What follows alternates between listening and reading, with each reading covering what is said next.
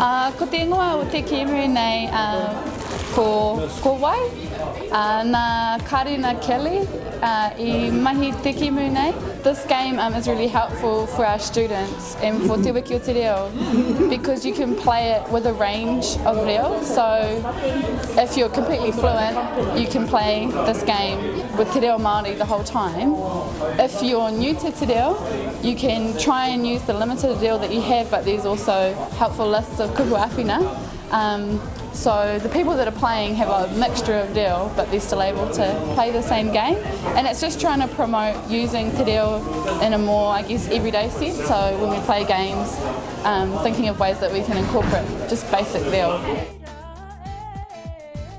Our final speaker within the He Taonga Te Reo seminar series will be Dr. Te Kani Kingi, who will be joining us from Massey University to discuss how Te Reo Māori is related to mental health. We did an overview of Māori health right back from when New Zealand was colonised right through till today.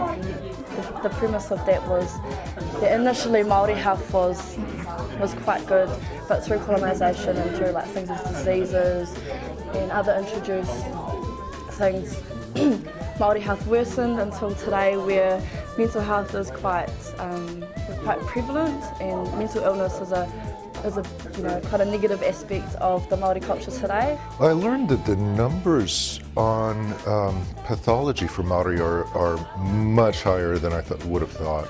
I learned a lot more about the history, some things of which I was unaware. It kind of reaffirmed my own feelings about the importance of cultural maintenance for mental health and well-being. And we also learned about the importance of Te Reo Māori in assessment and treatment and also outcome with Māori mental health. Myself, I'm personally quite passionate about Māori mental illness and Māori mental health, and this is where I'd like to take my psychology, and so I find it all extremely relevant and very, very interesting, and the speaker was very captivating, so it was very enjoyable.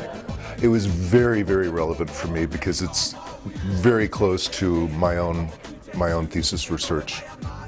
It did give me more information, so I would say I have a more informed opinion, especially regarding language, the place of language in a treatment process.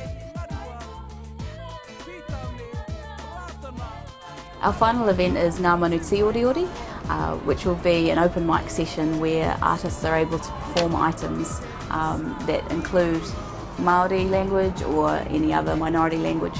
And that's an opportunity for our performers to come and showcase themselves.